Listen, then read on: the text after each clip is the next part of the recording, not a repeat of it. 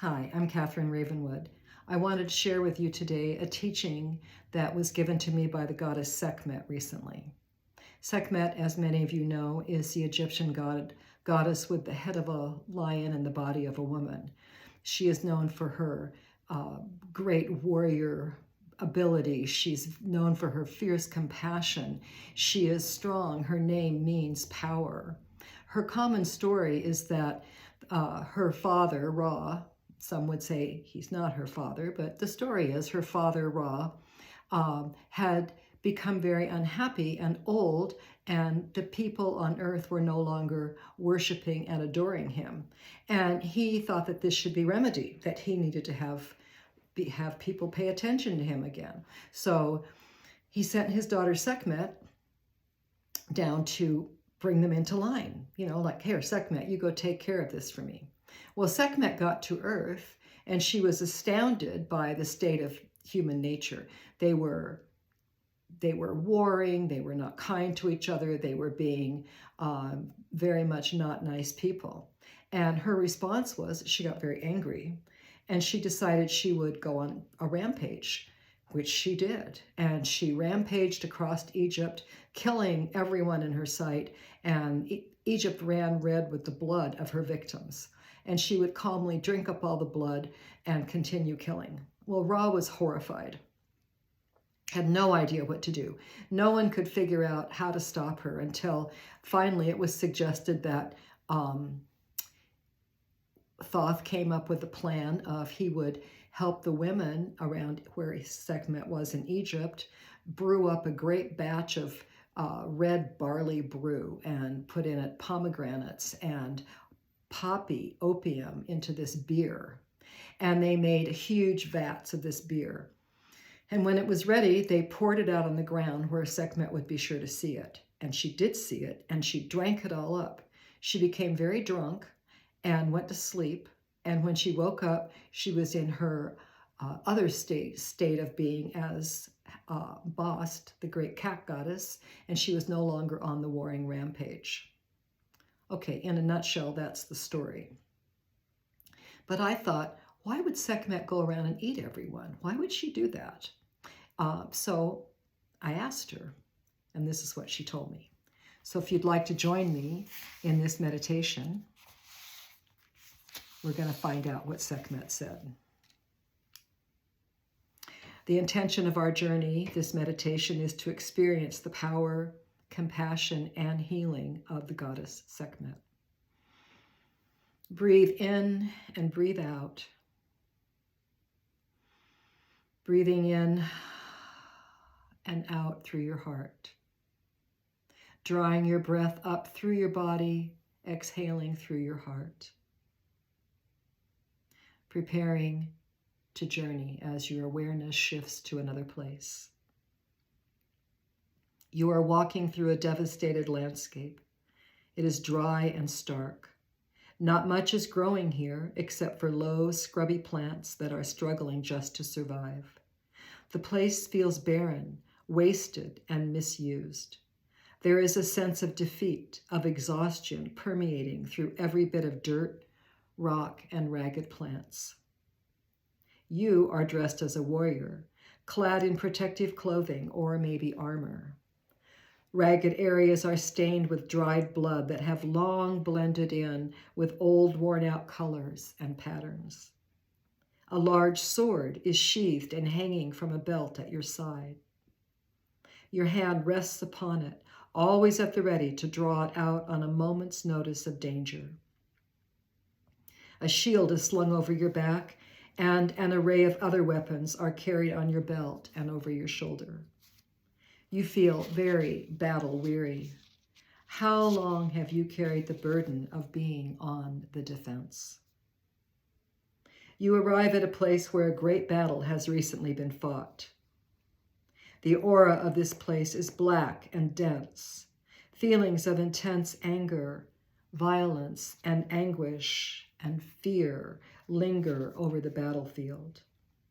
It is silent now, but you sense the cries of those who died here. Carefully you walk the area. Pools of blood soak the ground. Nothing living remains. But now you feel a shift in the energy. Your senses tingle and call you to be very alert. Something or someone is nearby. You loosen the sword from its sheath and draw it out. It gleams in the sun. The steel is of the finest quality. You have kept it in excellent condition. It is a familiar and powerful force in your hand, as if it has become a part of your very being, an extension of your arm, your mind, your will. You carefully assess your surroundings. You do not see anyone, but you know you are not alone. And now, seemingly out of nowhere, you see a huge lioness right in front of you. She is both beautiful and terrifying. She is calmly lapping up the blood from the ground. Her fur is soaked red with it. Why is she here, and how long has she been doing this? You grip your sword, ready to defend yourself, watching her every move. She makes eye contact with you. Clearly, she knows you are here, yet she makes no threat towards you. The lioness stays where she is, drinking the blood. She obviously has no fear of you, and that is quite unsettling. Yet somehow, you are not afraid of her. After a time, she stretches, stands, and approaches you. She is truly magnificent. Her tawny fur gleams in the sunlight. Through the bloodstains, powerful muscles ripple under her skin. Her eyes draw you to look right at her, to connect with her. You feel great power emanating from her, but strangely, you feel safe and even curious. You take a breath and meet her gaze, looking directly into her eyes, her beautiful golden eyes. She comes closer now, standing right in front of you. With a strong sense that she will not harm you, you reach out your hand and you touch her. Her body is warm. You can feel the power she holds in her, as if it were a physical manifestation. Still holding your sword, you use your free hand to explore her and find you are stroking her head. All the while, her golden, light-filled eyes are staring right at you. Then she begins to purr, a loud, rumbling vibration that transfers into your body. And as you vibrate with her, she begins to morph. Slowly, her form shifts from 4 legs to 2. She stands upright. A woman's feet, arms, hands, and body emerge from the lioness. Her blood-stained fur has now turned into a dress of brilliant red with markings of golden eyes emblazoned across the fabric. Golden bands encircle her ankles and wrists. Strong muscles shape her body, enhancing the feminine beauty that she is. Her graceful neck lifts up, supporting her magnificent lioness head. She is crowned with the uraeus, the sun disk and cobra, indicating her ancient power and her divinity. This is the goddess Sekhmet, the powerful one, horizon of heaven, eater of blood, lady of the massacre, overcomer of all enemies, sublime one, enlightener, great one of healing, powerful of heart, lady of 1,000 tears. And she smiles at you. Welcome, my child. Be at peace. Sit here with me. Rest as I watch over you. And you sit at her feet. Sekhmet eyes the sword you still grip in your hand.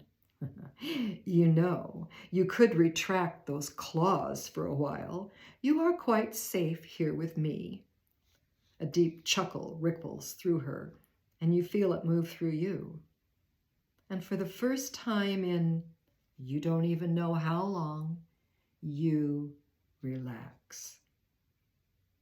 You lay the sword on the ground beside you. You loosen and remove all the other weapons you have carried so diligently.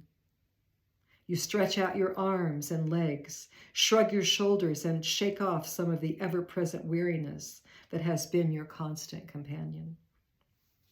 Yes, that is right. Relax. I will sit beside you. And she does. Then she slowly gathers you into her arms. Her arms.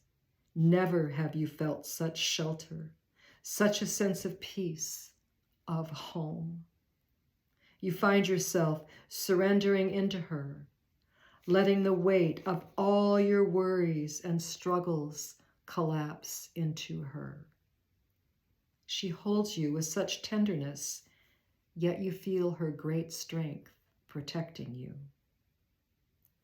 Oh, dear one, I have watched as you have prepared yourself as a warrior, learning how to battle, to take on the darkness, evils, and fears that swamp this world. You have been valiant and courageous, strong and enduring. You have suffered much pain, sorrow, and loss. It is time for you to heal. Sekhmet draws you closer, her graceful fingers caressing your cheek, your hair. She finds all the battle scars, every tired and frayed muscle, all the places you hold weariness from the weights you have had to bear. She feels all the losses you have suffered. Her hand rests over your heart, knowing the deep pain you carry there. Her gentle caress soothes and heals each of these wounds, filling you with a deep and powerful sense of her love for you. There is no judgment, only a deep compassion for you. You look up into her beautiful eyes and see a golden tear forming in each one. Slowly, each tear drops down on you. And as soon as the tears touch your skin, they absorb into your body and become golden light that enters your arteries, your veins.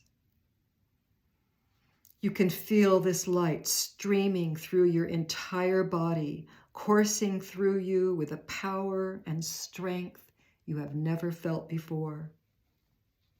You feel the light as it floods into your heart, filling each chamber.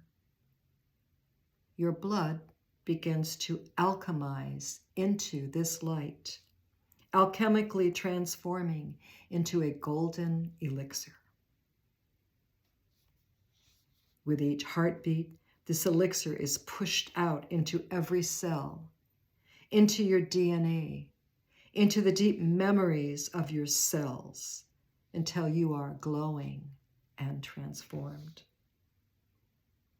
Yes, she says, my love for you is eternal.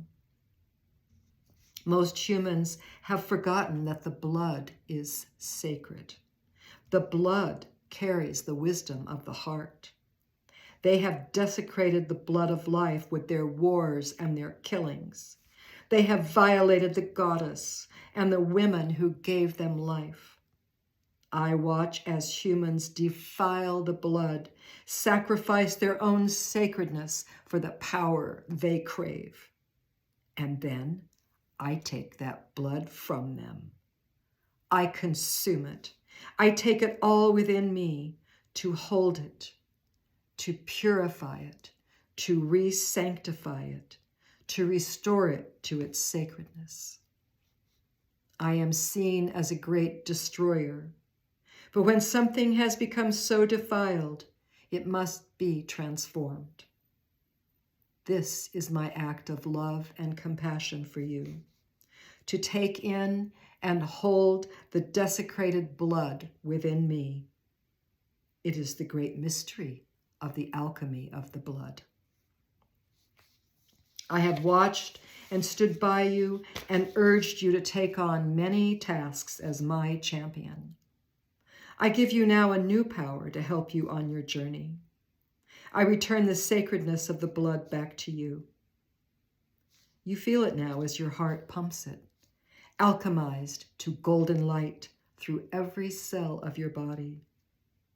I give you my strength, my fiery love, and my fierce compassion.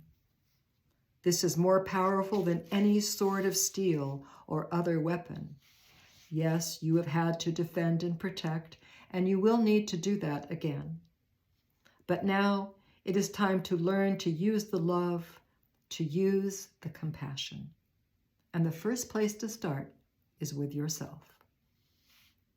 Ah, but how to be compassionate with yourself? So many mistakes, so many failures, so many should-haves. As you struggle with your own imperfections, you find yourself surrendering them as burdens to Sekhmet, who takes each one from you. Take this time to let go, to allow yourself to feel her compassion for you, and let that become compassion for your own self. You may cry, and she will hold you. You may rage, and she will protect you. If she holds no judgment against you, then could you surrender self-judgment to her? And now you feel a new sense of power rise within you, the power of self-love and forgiveness, acceptance of the strength you wield and for all the good you have done, compassion for the imperfect person that you are. You know yourself as sacred, human and yet divine. You feel the desire to stand in this new self-awareness as it fills you with a higher power and purpose than you have ever known before. You are ready to move forward in your life in the new alignment with that part of you Sekhmet has helped you to claim. As you radiate with that love and compassion, you understand that everyone is going through something similar, fighting battles, feeling they have failed, feeling hopeless. Now turn your newly heightened sense of compassion out towards another person or a situation, one who really needs to feel your compassion. Who or what is it you are seeing, and why do they need you right now? Allow yourself to simply hold that person, that situation, in the grace of compassion, not to fix or change or control. Simply pour compassion out to them. How does that change how you feel or see that person? How does it change how you feel or see yourself? Very good, my child, purrs Sekhmet. You are doing the great work, the great alchemy, as you allow this change to transform you. She touches you, perhaps on your arm, your forehead, or your heart, and leaves a mark, a sort of tattoo. What does this marking look or feel like? Let it always remind you of this sacred alchemy with Sekhmet. And you find you have a gift for her as well. What is it that you give to her? As you offer it, she gladly accepts it, fully knowing the depth of your offering. How does it feel to make this offering to her? And now it is time to move on. Sekhmet stands up and you also rise. Slowly, she morphs back into her full lioness mode. With a swish of her long tail and a last long look, she is gone. You reach down to pick up your sword and see that the marking she left on your body has also embedded into the steel of your sword to help you remember to wield compassion in all your battles. You collect the rest of your gear, which feels remarkably lighter, and head back down the path with a new sense of self and how you bring that to the world as you do the great work. Now bring your attention back to your breath. Breathing in and out. Place your hand on your heart and slowly return to this time and space.